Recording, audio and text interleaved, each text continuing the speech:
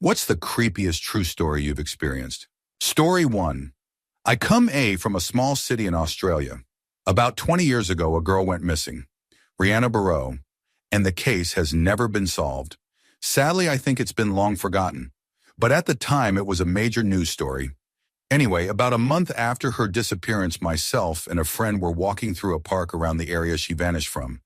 We were about 11 at the time. We step out onto this street and see this boy around 7 years old hurrying down the street. A car is following him, slowly about 10 meters behind him. We thought it looked strange, and my friend, being a bit more switched on than me, called to the kid pretending to be a friend, and he ran over. The car stops in the middle of the street. We could not see who was in it, but there were 2 men in the car. After a long standoff, my heart pounding away in my chest, as we could all sense something was wrong, the car slowly pulls away and heads off down another street. And one of them waved out the window at us. The kid said it had followed him from the corner store, a few blocks away. My biggest regret was after walking with this kid back to his house, which was only a few streets away, we sort of decided not to tell anyone. And I do not know why story 2. When I lived in Jefferson Park in Chicago, I would take the blue line home from work at night and cut through the park on my way back to my apartment. One night after I had just got off an 11-hour shift, I was walking through the park like usual towards Lawrence Avenue. Usually I am the only one there, or there is another commuter walking home with me. This time, as I am walking through alone, this guy walks out of the shadows next to this community center in the park and is now waking about 15 meters behind me. No big deal. I figured he had just gone to piss in the bushes, which I had done on many an occasion after a night of drinking. So I am walking along, and I realize this guy is now about 5 meters behind me, but he is not trying to pass me. He is matching my pace. At this point, I am on Lawrence, and I am still thinking he is probably just walking home too. I go to cross the street a couple blocks away, and when I turn to see if there is a car coming, I see he is even closer to me, like really close. Weird. He crosses with me, and he starts walking faster to keep up as I speed up my pace. Now this is really weird. I cross the street again at a random part of the street to see if he follows. He does. I cross the street again. He follows again. He is definitely following me. So as I am nearing my apartment, I am realizing I do not want this guy to know where I live. So I stop, pull out my knife, and turn around. We make eye contact for what felt like 5 minutes, but was probably only like 25 seconds. Neither of us says a word. He does not look scared, but he looks surprised. I turn back around and keep walking. He turns left at the very next intersection. To this day, I do not know if I saved myself from a mugging by showing this guy I was ready for a fight, or if I just scared the shit out of some poor bastard just trying to get home too. Better safe than sorry, I guess. Story 3. Back when I was in the Army, we ran into something pretty unexplainable during a regular navigation exercise, so navigation exercises are pretty standard throughout the world. Given a map and some coordinates, you have to find checkpoints using a compass. Of course, each squad was given a signal set to use in case of emergencies, or just to add to the weight they had to lug around. It is part of their kit anyway. There is a GPS embedded inside, but it is old school and gives coordinates only. Close to the end of the exercise, a squad had fallen hopelessly behind, but they were on their way to the last checkpoint. So I was in charge of the last checkpoint with another fellow instructor. We knew they were around us in a 1 kilometer radius, could not spot them due to foliage. We waited and waited for about 1 to 2 hours. You do not mess up so frigging bad that you cannot figure out a checkpoint that is 1 kilometer away. We radioed them and did not get a reply till 1/2 hour after the initial call. They were frantic. Seems like they were walking around in circles and seeing similar landmarks. It was apparently pitch dark at where they were, and this was around 6 p.m. where the sun was only starting to set. Me and the other trainer told them not to move, and we hiked to their position using an electronic GPS. And at the coordinates given, we found no one. The forest was also eerily quiet. No insects, no birds, just dead silence. It was pretty unnerving. The radio set was silent. Not even static was coming out. We radioed them again, and they said they were at the same coordinates as us, but I saw no one. We decided to hike back to the checkpoint and wait. We gave them the coordinates to the checkpoint. About an hour later, they emerged. Took them 4 hours plus to find a checkpoint like 1 kilometer away. During final briefing, one of them told me they seemed to walk around in circles. They kept leaving marks on trees using a blade, but when they came back to what should have been the tree that they marked, the mark was gone. They also felt like they were being followed, but should just be the forest in exhaustion playing tricks on them, right? Story 4. Many moons ago, I was an editor, was cutting a commercial late at night and deadline required I stay overnight to finish. I am on the second floor of a 30-story building. Half the floor is editing suites and the rest is rented out to various businesses like designers, developers, mostly tech companies, except for one office, which was the largest on the floor, about 600 square feet, and belonged to a psychiatrist. It is about 3 a.m., and I am super focused on my work. Suddenly realize I am starving. Deli across the street from me is 24/7, so I decide to get some food. All the offices have sliding frosted glass doors. I open mine and realize the floor is completely empty and dark. Save for the emergency exit lights, it is dead and dark. I get my food and come back, close the door and watch some YouTube while I eat. Suddenly I hear the elevator bing down the hallway. I knew that the entire building except for the 19th floor was empty. 19th floor was some French company. There was not even anyone at the front desk.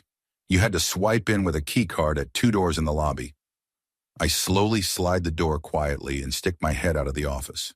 Nothing. I see the light from inside the elevator, casting a light onto the floor.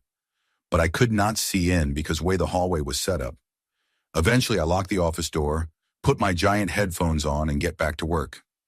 At some point, I must have fallen asleep because around 5:30, a loud knocking on the glass wakes me up. I jump up, open the door, and see one of the building managers and a cop.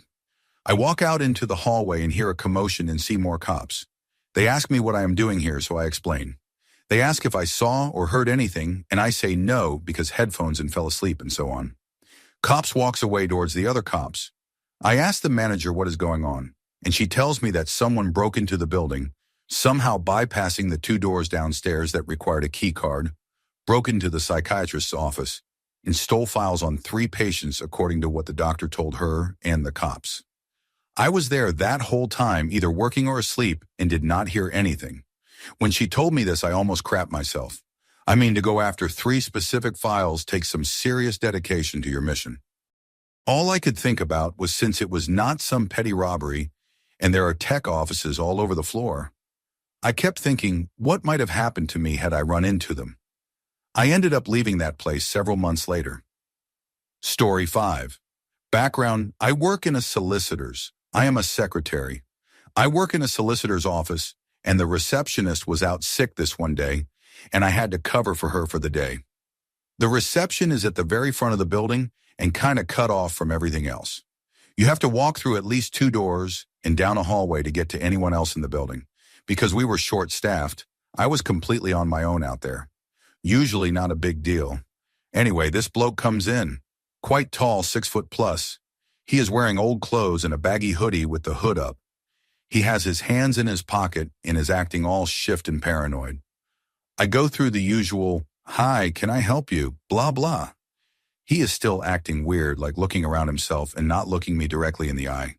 I really was not prepared for his answer. "Do you deal with armed robberies?"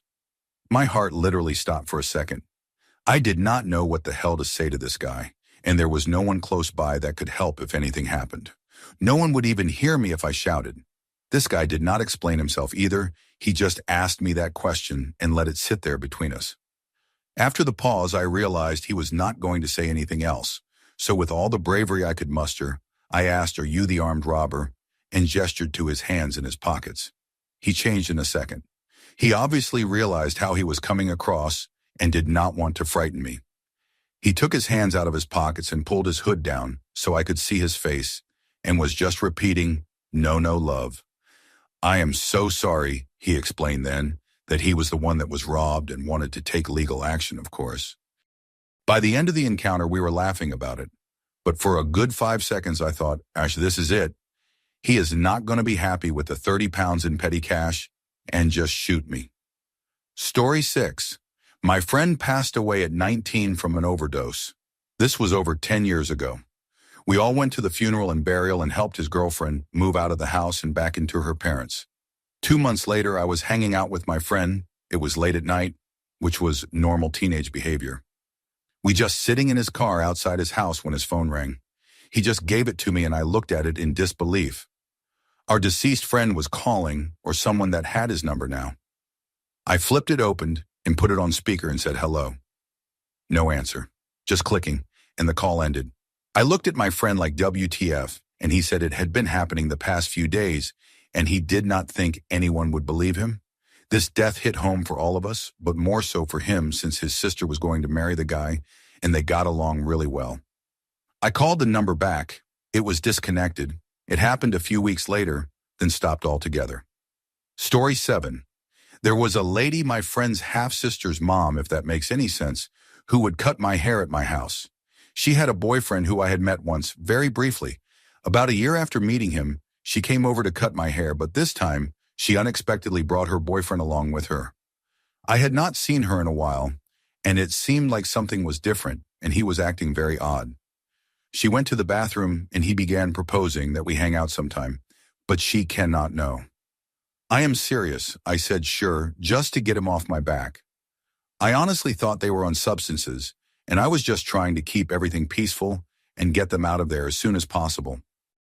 As they were finally leaving, he is behind her, and he goes to wave goodbye and throws a note on the ground that said, "Call me, it is our secret promise," with his phone number on it. I did not call. 2 days later, I kept getting missed calls from a number I did not recognize. I never answered them. Then eventually I got a text message saying, "Hey, it is Ray, his name, can you please call me? I really need your help with something." I did not respond. He kept texting me, saying he needed a favor. Since I never gave him my phone number to begin with, and since this man knows where I live, I was pretty alarmed. I tried to go to the police station to see if there was anything I could do, but the station I went to was not open to the public. That was the only station I knew of. I could have looked up another one, but I kind of felt stupid for being there in the first place. So I just went home. The next morning at 8 a.m., I wake up to very loud banging on my door. I could not see anyone out the window, and I do not have a peephole, so I opened the door a little bit. I thought it could have been my parents since I live right by them. But no. It was Ray. He was pressed up against the door, which is why I could not see him out the window. He was smiling, and I quickly shut the door on him and called 911. He left before the cops showed up and sent a text message to the effect of, "I do not want to inconvenience you. Sorry to bug you." The cop told me to text him back saying, "Do not contact me in any way, shape, or form, or I will go to the police again," and made me take a picture of the cop car in front of my house and send that too. Then he left saying, "It is not illegal for someone to like you." Well, the next day I got another missed call from Ray's number, so I went to a different police station. The usual front desk person was sick, and the man filling in for her was a cop. He seemed like he actually wanted to help me, and after a quick type in of Ray's phone number to his computer, he had me come around to identify his mugshot. It turns out Ray is a level 3S offender, a child rapist to be exact. He was not even allowed in my state. The cop said that was just the beginning of it, but was not allowed to further discuss his charges. Though he did mention that I was Ray's type. I was 23 at the time, but looked 15, 16. Ray was 38, so I had to take screenshots of every missed call and every text message, take pictures of the note, put the note in a baggie and bring it to the police. I Googled his name and found some articles about him being a offender. I printed them out along with my screenshots and took them to the courthouse to file a stalking order. It should have just been a harassment order, but the lady there told me to put stalking so I would not have to pay the $85 fee. Eventually, the cops found him a few days later, arrested him, and served him his papers. We had a court date which he did not show up to, and I was given a 10-year protection order. Last I heard, he was released from jail but went back for burglary. Story 8. One night, my sister and brother-in-law went on a cruise. It was summertime and a weeknight, so the streets were a little dead. We were out for about 2 hours before heading across the city to go home. We end up behind this green Subaru. He is driving like he is drunk, so we call the driving while intoxicated hotline to report him because his driving is getting scary. We hang up with the operator, and just as we do, he swerves onto a side residential street. We call back the hotline and inform them what street he took, hang up and take a sigh of relief, as he is not on the road with us any longer. We are just about to pass the river and 3 miles from home when he comes swerving out of a side street. My sister steps on the gas to pass him as I fumble for the phone to call back the hotline. I tell the operator we called earlier, and this guy again appeared out of nowhere and is driving like a maniac. We are heading in a different direction than we started out on, and on a totally different street. The operator accuses us of following him, and I tell her that we are not. I look at my sister, who is absolutely terrified, and I take a look at the driver of the car, and he looks unreal, and I let out a little scream, and the operator asks what is wrong. This guy is aggressively staying with us, gripping his steering wheel, glaring at us with these crazy eyes so big and so round, like they are about to fall out of his skull. He looks so angry, and he is not even keeping an eye on where he is going.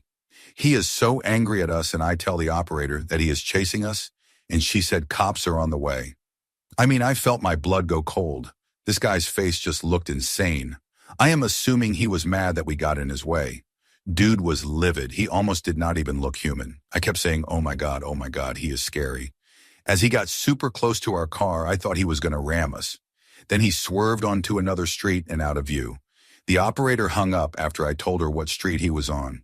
My sister and I almost peed our pants. We were so terrified. The cops zoomed by us minutes later, passing the street he turned onto. I will never forget that face. I seriously thought that guy was going to kill us. Story 9. I went to a cemetery with a friend of mine that was reportedly the most haunted cemetery in Connecticut to just walk around for a bit for SHS and giggles. I will spoil it already that nothing supernatural occurred while we were there. Anyway, while she and I are walking around, a motorcycle pulls up, and a man gets off and begins walking around the cemetery as well. It is a small plot of land. There is literally nowhere that my friend and I can where this guy cannot see us, so we politely give a little wave and go back to reading headstones. This guy took the wave as an invitation to come talk to us, and he begins telling us how he rides his motorcycle all over, looking for old cemeteries to check out. Seems like a bit of an odd hobby, but hey, to each their own. We get out of the conversation and go to check out a few more headstones, which put our backs to this dude, when a few minutes later, we notice he has not moved from where he was standing while we were talking. He has his phone in his hand, aimed at us, and we both hear the unmistakable sound of a camera shutter. He fumbles with his phone for a minute and turns around from us, acting like he was taking pictures of headstones. We knew he had our picture on his phone. She and I looked at each other, gave a non-verbal "let's get the F out of here," and went to my car to drive away. As we get in the car, we noticed that the guy had followed us out of the cemetery and was now sitting on his motorcycle, very obviously filming us with his camera. While I drove away, my friend watched the mirrors and told me that he never once put the phone down as long as the car was within sight. I hope I never see that creep again in my life. Story 10. Just now it was about 11 p.m., and I was in my garage returning a missed call from my cousin. He did not answer, so I just sat on the top of the stairs to the mezzanine and finished my cigarette. As I am about to put my smoke out and go back inside the house, I hear some snuffling and crunching sounds like something big is eating snow from just around the corner of the open garage door. It is 8 degrees Fahrenheit and there is around 3 feet of snow on the ground, and my house is in the mountains, several miles out of town, by the way. My first thought was, oh, boo-boo, my pit bull must have gotten out somehow. I walk inside and hear his old boo-boo snoozing on her dog bed in the laundry room. Now I am puzzled. I casually grab my .45 ACP and a bright light, wake the dog up, and bring her outside to investigate. I tell the dog go find it, and she takes off. I walk around the garage, down the driveway, and back up to the back porch and find nothing except my 95-pound pit bull cowering by the door. No tracks in the snow, no sign of anything, except a half-eaten deer hide on the hood of my truck in the garage. It was not there when I walked by 5 minutes prior. I am perfectly sane and sober. What the F just happened? Update, so I went back out this morning and had a look around. There were very large and very faint mountain lion tracks in my driveway, on the hard-packed tire tracks in the snow that lead into the garage. The lion entered the garage through the open stall door and exited through the man door up the stairs, meaning we were very likely both in the garage at the same time. The upper level mezzanine has a short partition wall along a walkway that leads to a storage room. I found more very fresh deer parts around the corner at the end of the walkway in front of the storage room door. The lion exited the garage onto my back deck and jumped on the roof of the house, probably when I was walking around the outside of the garage looking for tracks. He wandered off into the woods immediately behind the house. There are plenty of deer around for him to eat, so I'm not worried. Definitely going to keep a close eye on my dog, though. Especially if she goes out at night, I will go with her. Mountain lions have huge territories, so I am sure it has moved on. Story 11. When I was in my early 20s, I was living in my parents' house at the time, and my ex had spent the night with me. I woke up in the morning facing away from her, blinked my eyes a few times, did not make a sound because I thought maybe I could go back to sleep for a bit when I heard "I love you" in this sleepy hush voice clear as day. So I say back in a normal voice, "I love you too." All of a sudden, my ex says in this panicked voice that was not me. There was no one else in the house at the time and no gadgets that could have caused it, and my ex certainly was not screwing with me as she had no sense of humor. We were both weirded out by the whole thing. It was as clear as day and we both heard it. About 2 weeks later, I was alone when one of the lamps in my room turned on. I just figured it was an old lamp, probably bad wiring. About a day later again, I go to bed alone, turn off the lights, and I get in bed, and I am filled with this immediate sense of dread. I could not shake the feeling that I was being watched, and not in a just-looking manner, but in a menacing manner. I fought through it and finally fell asleep. I woke up about 2 hours later, still feeling the same way. Except when I woke up, I just kept thinking to myself about the lamp. Please do not turn on. Please do not turn on. Of course, boom, the lamp turns on. I probably laid in that bed for 15 minutes frozen before I got the courage to get up and turn off the lamp and attempt to sleep again. After that, nothing happened anymore that I at least noticed. This all happened in December, and my parents had been saying for years a lot of weird things happened in my parents' house around my grandmother's birthday, but I dismissed it all until this all happened. But again, after all this, I personally never experienced anything, but my parents still claim to. Story 12. When I was 16, I was in a summer work exchange in Quebec, Canada. One night, I invited a friend from the program to stay over at my billet host family's home for the night. We slept downstairs in the basement, as they had a couch and a spare mattress down there. The actual event is quite fuzzy, but I remember waking up, sensing something was wrong. I looked up, and there was a shadowy figure person standing above me, and the figure grabbed my breast. I did not know how to react in my brain fog, and it seems the figure went back upstairs and out the front door. I laid there for a moment in the darkness and noted the stuffed animal I slept with. I was young, and it was from the boyfriend at the time, was several feet away from the head of the mattress. Once I was slightly more coherent, I began to shake and knew I had to let the host parents know. I went up the stairs to the main floor and noticed the front door was wide open, with the sun just rising. This is when I realized that something had happened. I hurried up to the top floor to where the bedrooms were and whipped on the light of the parents' room. I tried to explain that someone had been in the house and grabbed me, but keep in mind, I was a 16-year-old kid in a huge panic. My many years of French immersion in school did not teach me the French words for boob or home invasion. The host mother seemed pretty pissed that I had woken them up. It took a lot of broken French and hand gestures to get the point across. They did contact the local police, and they sent an Royal Canadian Mounted Police officer over, who thankfully spoke English. Nothing ever did come from it, and my friend who had slept through the entire thing.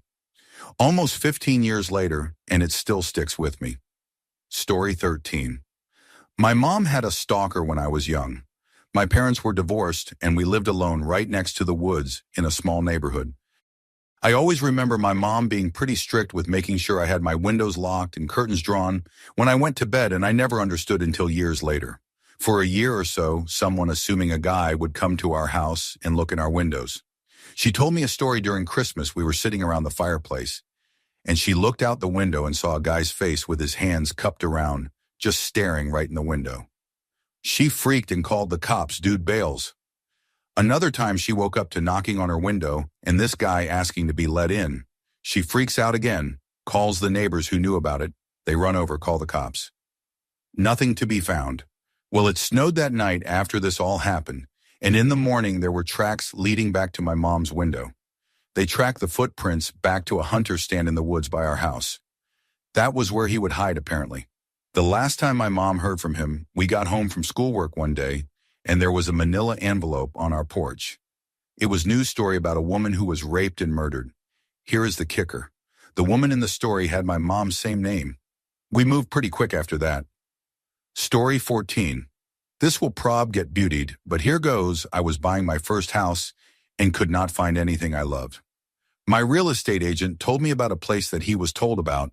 He was asked to represent the seller that would be put up on the market the next day. My mom and I decide to drive by the place to see if we want to schedule an appointment. For the backstory, the house was being listed as the current owner was going into a retirement home, so the place was empty. We pull in the long driveway and park. The house is adorable, set back of the road, kinda in the woods on a super private lot. We get out to start exploring outside and a van pulls in the driveway, blocking us in. An older guy, mid-40s, 50s, gets out and tells us it is his mom's place, asks if we want a tour. We do, of course, not even thinking, and he lets us in. We do the normal walkabout, then he asks if we want to see the basement. The basement was more of a concrete cellar, and to get into it, you had to go outside and enter through a separate wooden door. My mom and I go down, and the creepy guy follows behind us and closes the wooden door behind him, essentially blocking our only way out. For those of you that have never entered a cellar, you leave the door open until you are done. He was chatty, friendly-ish up until that point, but suddenly he was super quiet and seemed distracted and was giving me 100% murderer vibes. My mom was feeling awkward too, chatting too much, asking too many questions, basically filling the dead silence. Anyways, I noped out of there pretty quick because I was feeling super uncomfortable and basically pushed past the creepy guy. He was a shorter, thin guy, but thin can be wiry, and walked back to the car, talking about how we will come back to do an official walkthrough with the real estate agent. Blah, blah. Got out of there fine, but mentioned creepy guy to the real estate agent the next day. His eyes bulged out of his head because he said the creepy guy had come into the office trying to find an agent the day before and asked for a woman. The female agent said he made her feel uncomfortable and creepy, and she declined to represent him because she did not want to end up in a body bag. Story 15. I had an experience that was similar to a scene in the start of Get Out. I was walking down the street at about 10 p.m. or so when I heard that a car coming from behind me had slowed down, but not turned off to another street and was just lingering there. I kept walking, not assuming the worst but staying vigilant. The car eventually passed me and turned left at the next street where I lost sight of it, but I knew it had immediately stopped because I saw the light from the brakes. At this point, I am thinking it is sketchy, but I do not think I am in danger unless a gun is involved, because there are still a decent amount of cars passing by and busier intersection nearby I could run to if I really had to. I also want to give people the benefit of the doubt, so I just kept walking because maybe the person lived there or was going to a friend's house or something. When I got to the street the car turned at, it was turned back around facing out at me still running. That is when I said nope and just turned around and walked the other way. The car followed me again and was a little bit behind me when I turned and looked at the driver, who was some scraggly, creepy-looking guy. I just stopped, looked at him, put my arms out, and said, "What is up?" and he drove away. Story 16. One day back when I was in high school, I was home alone. It was afternoon, still bright out, so generally not creepy, and my parents had not come home from work yet. I had a desk adjacent to my bed, with both the desk and the headboard right up against the wall. I would often turn my laptop to the side of the table so I could browse while sitting perched on the side of my bed. So basically, me sitting with the laptop in front of me and directly to my right was my headboard wall. That day I was on Skype with my friend, sitting the way I always do. We were talking and she stopped me and said, "I thought you were home alone." I knew for sure no one was home. So I say, "Yeah, I am," and she says, "I think your brother is home. He just walked past behind you into the other room." I froze. I knew for sure I was home alone. I do have a brother, but he did not live with us at the time, and had in fact never lived in that house with us. He left for college before we moved there. This friend had never made a joke like that and seemed completely serious and nonchalant.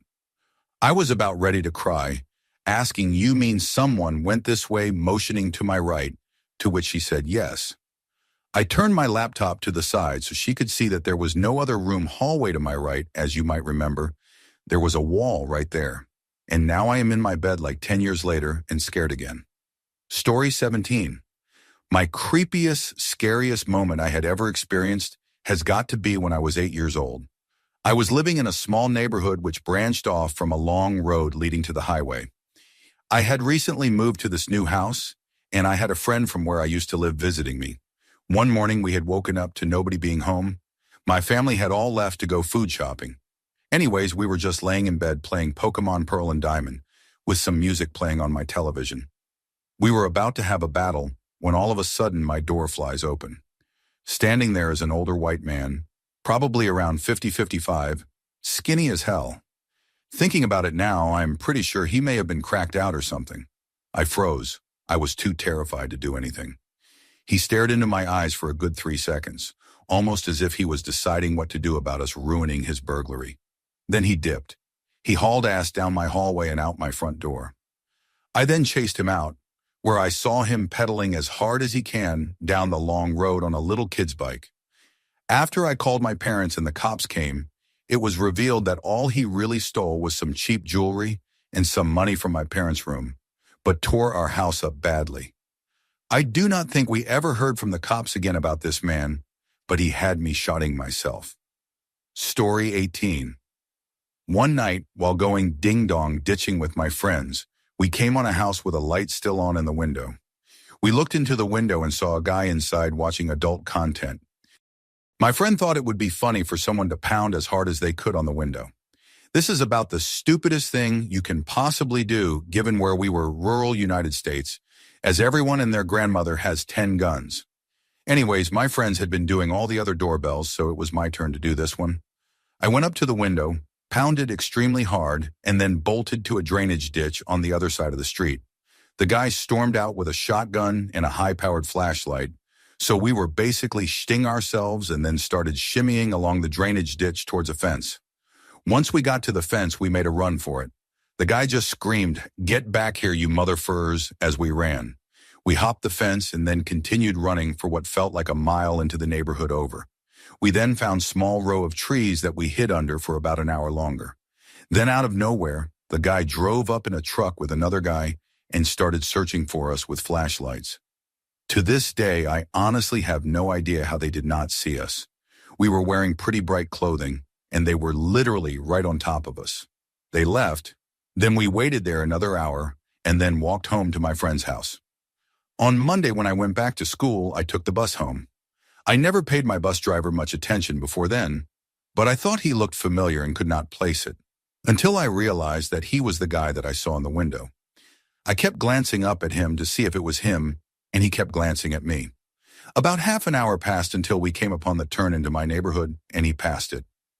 Now this is weird because he had never missed it before in the 6 months I had been on his bus. One kid got off after another, and I started getting nervous. About an hour passed when there were just a few kids left on the bus, and he glanced up at me and said, "Sorry, my name. I guess I forgot to drop you off." I tried not to ride the bus after that. Story 19. I made the mistake of becoming friends with someone online. I thought something outrageous would never happen to me, but what do you know? It happened, and it really taught me not to be so naive. I become friends with this guy. We bonded over political beliefs. He asked my name and my age. I never gave him my last name, which I am thankful for, and I never told him where I lived either, but he started to come on to me. He kept saying very Sewell things towards me and creepy things. I usually just brushed it off and steered the conversation to something else. Then when he would not stop asking for my face, I called him out for being a little creepy. He then started to tell me things that I will not say on here, as they are extremely not right things to be said to someone underage, which he was not, I was. He then proceeded to say said things and send video clips of him walking over to the police station and cussing me out. Apparently, I was the pedophile for calling him out. Being the naive person I was, I believed he was going to report me. I started having a full-blown panic attack and started crying. I have never even stolen chapstick from the gas station. How am I going to explain to my parents that someone accused me of being a pedophile? He continued to send me videos and continued to cuss me out, along with bringing his girlfriend into the conversation to tell me how big of a penis he had and how that would not make him a creep. If anything, that made him more of one. He then told me he was going to hack into my phone and told me he was always in hotels because he is slowly but surely making his way towards me. I know this does not sound that extreme, but it was a really terrifying experience to someone who has never dealt with anything like this before. I have learned my lesson and do not share any information that is too personal online. Basically, not to trust anyone online. I did not believe those stories, and I regret not believing them. I thought that he really was hacking into my phone and coming to me, but after having a long conversation with a friend who knows someone who is advanced with tech stuff, that it was not possible, especially with such little information I gave him.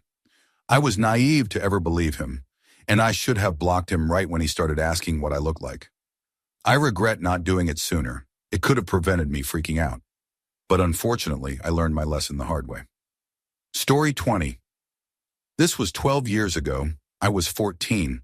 My friend and I were quickly going through her house gathering clothes while my mom waited in the car for us outside. That night there was a school dance, and the theme was the red carpet. It was right around Halloween, so costumes were encouraged. And clever us decided we would go as hippies protesting the red carpet. We went through her mom and sister's room for hippie clothes, then went into my friend's room to try them on. I noticed a device that kind of looked like a cell phone sitting on her desk. "That is a really small cell phone," I said. "Oh, that is a digital recorder," she replied. "Here, let me show you how it works." She picked it up, held the button down, and, as a joke, said, "Who are you into the speaker?" She held the recorder out, but our smiles faded when the little red light started flashing. This, of course, meant that the recorder was picking up a voice. We play the recording back. It was a choking sound followed by a loud moan. It sounded like a woman. We turned to each other and screamed. We booked it back to my mom's car and were freaking the F out. We play it back to my mom, and I think she thought we were making it up because she did not seem to really care. We bring it to the school dance. I think the next night was our orchestra retreat. We were both in orchestra together, and we brought it there too and showed it to everyone. Lots of people did not believe us. A few did, her mom included, and were really creeped out. My friend went on to tell me that in the past, she had seen things in her house. One time she was sitting on the couch and the lights were on. She was facing a window, and since it was dark, she could see her reflection. She said she saw a man behind her, trying to peer over her shoulder to look at her face. When she looked over, nothing was there. In another instance, she saw a man in her yard walk by. He turned the corner and she looked out the window and he was gone. But her yard was fenced in. I think the fence was at least 6 feet, and there was no door or gate in the area he was walking towards. A few weeks later, she accidentally recorded over the creepy ghost moan. It is lost forever, but I will always remember that she and how unexplainable it was and still is. By the time we were seniors, my friend had moved in with her older boyfriend in a different city, still attended my school though occasionally, was a crusty punk, hardcore vegan, worked on a farm vegan kitchen, and so on. It seemed like she was really into the crusty punk lifestyle, and I kind of wonder if she was homeless. She seemed like a totally different person than the nice, innocent kid I met in 9th grade. Now I cannot find any trace of her. I see her mom and sister occasionally, around town and whatnot, but never her. Kinda sad. I felt like she got into the wrong crowd and is now estranged from them. Anyway, I guess it is not that exciting of a story. I actively try to avoid any ghostly situations because I am so goddamn scared of them. But with this particular one, there was no avoiding. Story 21. I was a teenager and a stoner. My friends and I would go out to this blocked-off bridge in the middle of the woods to get high. There were so many dead-end signs along the half-mile or so to the bridge that nobody went there unless they were looking for trouble. We climbed up the sides. It was a trestle, went underneath it, really just got familiar with the whole place in the few months we went there. Did it several times a week. It was fall, around Halloween 2011. One day we went out there near sunset and saw what appeared to be red pentagrams painted onto the concrete barriers blocking the bridge. As we got closer, we saw more pentagrams and other weird symbols all painted in the same red, on the ground, on the trestles, everywhere. Not spray paint, but something that dripped and smeared a lot. Figured it must have been edgy kids with a paint can. We went off to the side, fixing to go down into the creek just to see the extent of the vandalism when we saw a dead calf laying in the ditch weed with its throat slit. Blood was spread all along the blades of grass around it and dribbled up to the road. It also pooled quite a bit in the lower parts of the ground. Definitely dead, but fresh. We had been there in the last couple days and there was no smell even when we got closer. Got out of there fast, and the next time we went down, the whole half-mile of road leading to that bridge was completely blocked off. Story 22. When I was about 9 or 10, playing around with a couple of other kids in the apartment complex where we lived, we noticed a grown man, wearing respectable business attire, attempting to climb into a window into one of the buildings. A very narrow window on the second level. He was standing on top of a flimsy metal box thing that contained a fire extinguisher, and the window was still up over his head. How he got up to that point was anyone's guess, as it was a good 4 to 5 feet off the ground, with maybe 6 inches of surface area to stand on, and nothing else around to climb up on. We were so confused. Here was some grown-up, dressed like one of our teachers, basically breaking into an apartment building in broad daylight and totally oblivious to the 3 kids standing there watching and talking about him. This was Florida in summer. The guy was visibly perspiring, and we watched him struggle for a good 5 minutes before he finally did manage to hoist himself up and into the window, tumbling in and landing with a loud thud, followed by silence. I do not know why none of us thought to get someone. I guess the way he was dressed, and the fact that he did not seem to care about being seen, made us think he belonged there, even though it made absolutely no sense and was a totally bizarre event to witness. Story 23. So my girlfriend and I were about 20, maybe 19. We were at a friend's place that lived in an old high-rise apartment building. We had a few drinks, smoked a couple joints, and had some laughs. Well, I ended up buying some pot from him. It was pretty good, smelled even through the baggie. This is the 90s, early 2000s. Well, we were leaving and got on the elevator. He was on floor 18, if I remember correctly. 2 guys got on the elevator 2 floors down from us. They could instantly smell the weed. I was drunk and stoned, so I cannot say I remember exactly what they looked like, but they were not the type to run into in a dark alley. So they make some comment about how cute my girlfriend was and that we smelled like a fun. Obviously pointing out the weed, we laughed and said we had a good time with our friends. So we get to the bottom of the elevator and my paranoia spidey sense is buzzing. We start walking to the right out of the elevator. They follow. I turn, act all stoned and say, "Oh man, we parked the other way."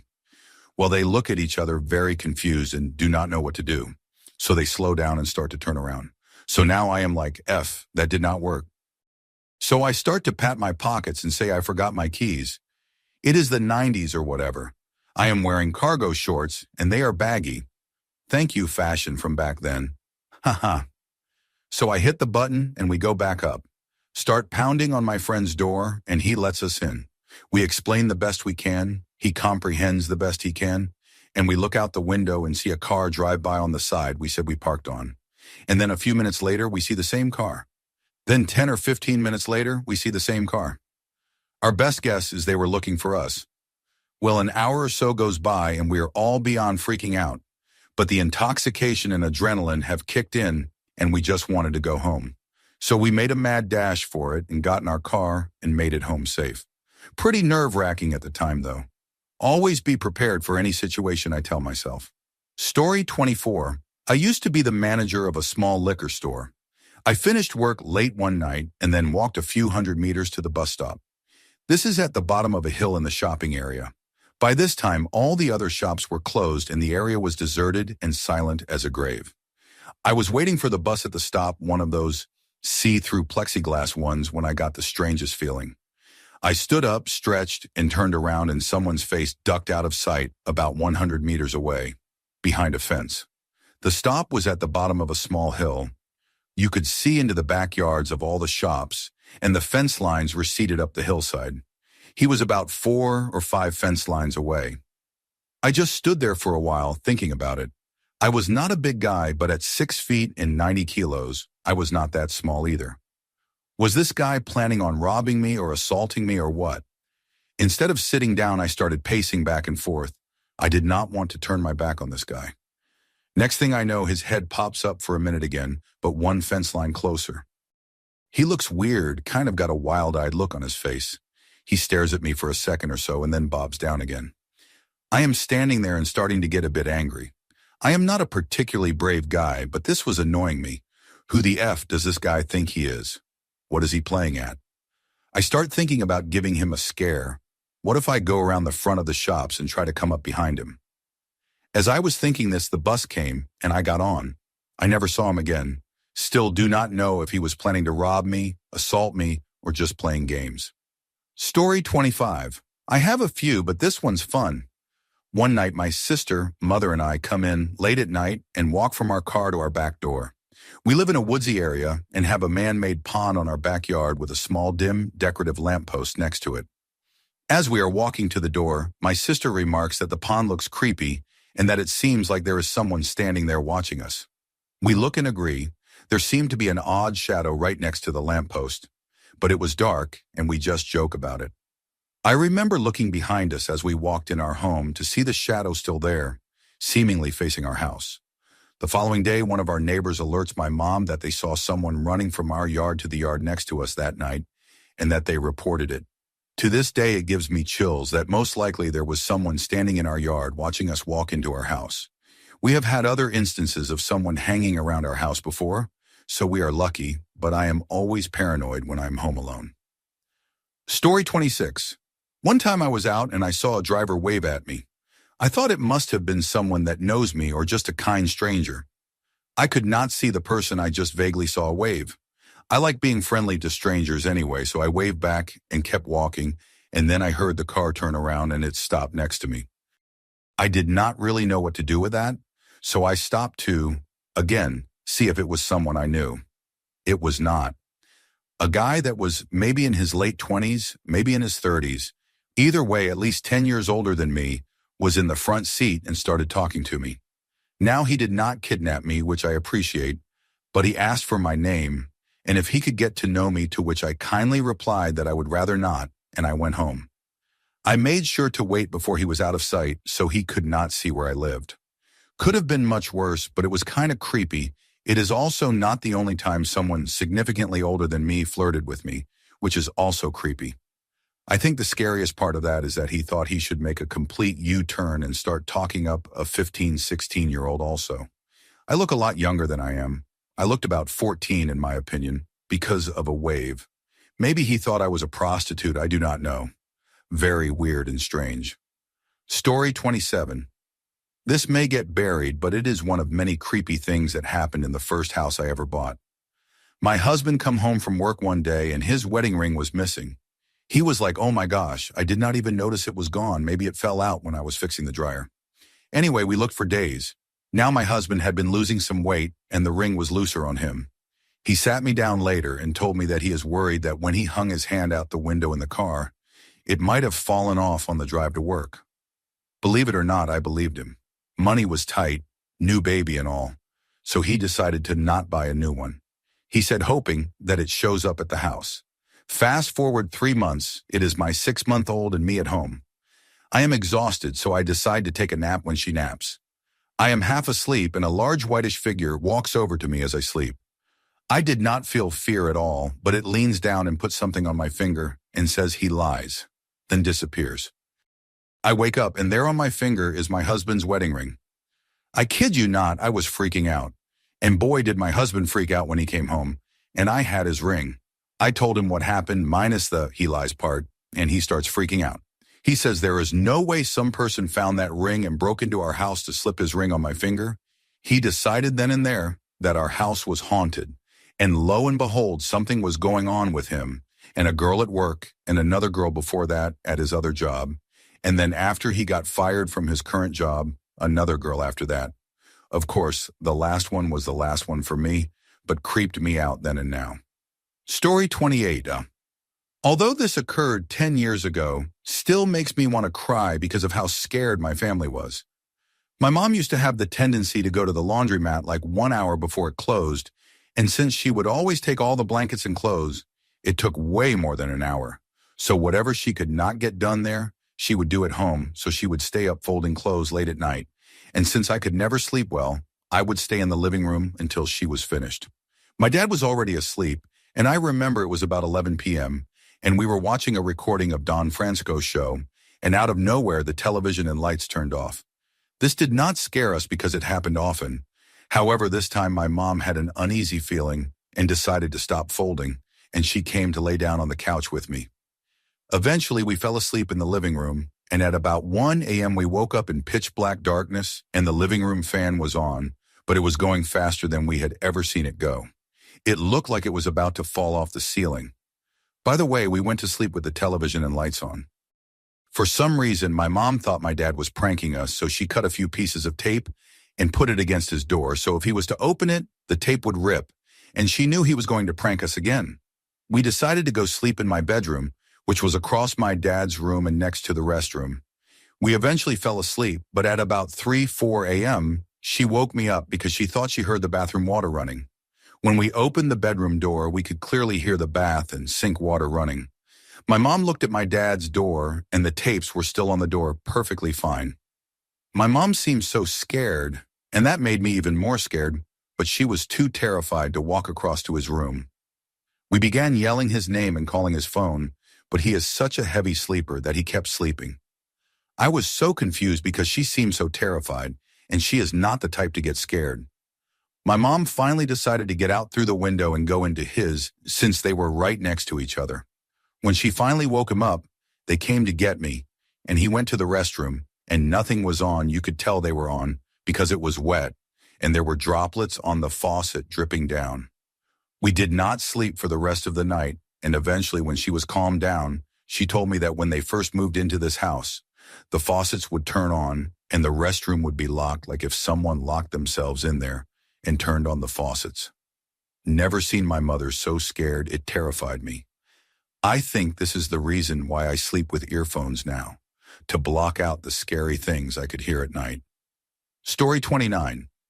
Many years ago at this point, my college was doing a production of Mephisto, which is a play about the rise of the Nazi Party in Germany, specifically how it affected the artists at the time. It is a decidedly anti-Nazi play written by an artist who fled Germany during that time. I was doing sound design for the show, and the director wanted one of the cues to be the Nazi national anthem. I go on the internet looking for a downloadable version and only click on links that seem safe. Sites that are dedicated to historical preservation, they all have disclaimers saying things like, look, we only have this because it was a song that happened and has great historical weight. We do not condone Nazis. About a week or so later, as I am getting gas at the gas station right near my house, I am approached by someone who said their sister got arrested in the nearby city. I live in the suburbs and they need a ride to the local metro stop. Could I give them a ride? I am a friendly enough person. I say sure. The entire conversation for the ride was very leading, saying casually racist things about the demographics of the local high schools, how now they need to have increased security because of the blacks and Latinos bringing weapons to school, how the area used to be so much nicer, did it not? Nothing overtly super racist, no N-words or obvious slurs, but it seemed obvious he was waiting for me to agree with him. I never said anything committal, just hms and hus. I knew I was not going to convince this guy that racism is wrong in a 5-minute car ride, and I was not about to get into a heated argument with a stranger while we were both in the confined space of my car. We got to the metro stop, and that was the end of it. But I am 95% sure he was a member of the KKK or a neo-Nazi who was trying to recruit me. The timing was too coincidental. The story about his sister was a little too forced and did not quite add up. The conversation a little too leading. Maybe it was just coincidence, but my gut says it was not, which would mean that whatever group he was a part of was able to pinpoint my location in real life after looking that stuff up, and that is terrifying. Story 30. Once when I was sleeping over at a friend's house, I was laying in bed asleep And I had a dream. It was me and all my friends playing volleyball or dodgeball. And then the other team, a group of just like random kids I did not know, came over and started telling me to shoot the door down, basically chanting it over and over. Then it changed and I heard what was basically a voice telling me it was okay and everything was fine and that I just need to relax and let go, and how everything would be okay if I let go and let it take me. The voice was light and somewhat feminine, and at first I was fine with it. Everything seemed okay, and I was relaxing, and it kept assuring me everything was fine, and it was supposed to feel like this. But I felt the feeling in my fingertips and feet start slowly going numb, moving up my arms and legs. I started to freak out, and the voice turned like sickly sweet, and I was mentally like, no, this is not okay, this is mine. And I felt all the feeling basically slam back into my body at once, and it hurt a lot. And then I was able to open my eyes. No one aside from the younger brother asleep in the bed beneath mine was in the room. I went to the living room and woke my friend up for a second and played on the computer to relax for a while. Really disturbing experience. I remember more details but spared some of them for the sake of having to type out so much Story 31. Currently dealing with this now. There is a man that lives in the building my boyfriend and I do, who from the first day we moved in has given us both bad vibes. The day we were moving in, my boyfriend and his cousin has taken up the elevator to the top floor to drop stuff off. I was the only one left downstairs and was just mindlessly bringing in things to the lobby, waiting for the elevator to come back down. These men are sitting on the benches in the lobby and just all talking. Two of them did not seem weird at all, but one could not stop staring at me. Every move I did, trying to talk to me each time I came in, I would respond just small things to be polite and not ignore him, but did not indulge because he looked like he was looking into my soul. He eventually went all the way to the top floor to get the elevator for me, even which is super nice but super unnecessary since we had only one elevator booked. But I said thank you and told him he did not need to. Nothing more happened from there that day. Flash forward a couple weeks and I finally see him again. I took the elevator down to the lobby too. I believe my mom was there dropping something off, so I ran out to her car, and on the way back to the door, he saw me as he was in the lobby and sprinted to the door to open it for me. My hands were completely free, and I said, thank you. He then got in the elevator with me and pressed the floor before mine. So I hoped he would just be getting off and that would be it. I was wrong. He is staring at me. I can see it in the side of my view, and he then says, I bet no one has ever told you that you are a beautiful redhead. And I responded, my boyfriend does every day. He said he is a very lucky guy. I ignored it. After his floor comes and the door opens, he says, I will just take it up with you. Why is he doing this? I do not speak a word. He then says, as I am getting off when my floor arrives, I have tools if you ever want to come by my apartment. What does that even mean? I ignore everything and run to my boyfriend and literally break down to him. It has been about a month since that, and I did not see him unless I was with my boyfriend, and my boyfriend would pretty much just stand in front of me because he knows how bad it makes me feel. He has not said anything weird or disgusting when my boyfriend is around. But my boyfriend just left this weekend to go to his grandma's, and I was just doing laundry as I would, and I see him staring through the laundry room's door window at me. He stands there for a few minutes, and I can just literally see it. I finally turn and look at him, so he opens the door and comes in. He tries to buy a pop from the vending machine while trying to tell me they raised the price, so he had to come back. I threw all my laundry in the washer and got the heck out of there, since it would be a half an hour until I would have to go back down. I go back down a half an hour later, and who is standing in there just waiting? Him. He is just in there. He runs over to open the door for me, and I just say thanks. I said it so bitter that it did not sound at all real. He says so close to me. Anything for a pretty girl. I was shocked and did not have time to gather my thoughts of what just was said to me before he left. The next time I see him, I will be threatening the police on him because I cannot stand these comments, and I want him to stay away from me. I am not going to let it continue, and if he does make a comment towards me or bothers me, I will not hesitate to call the police.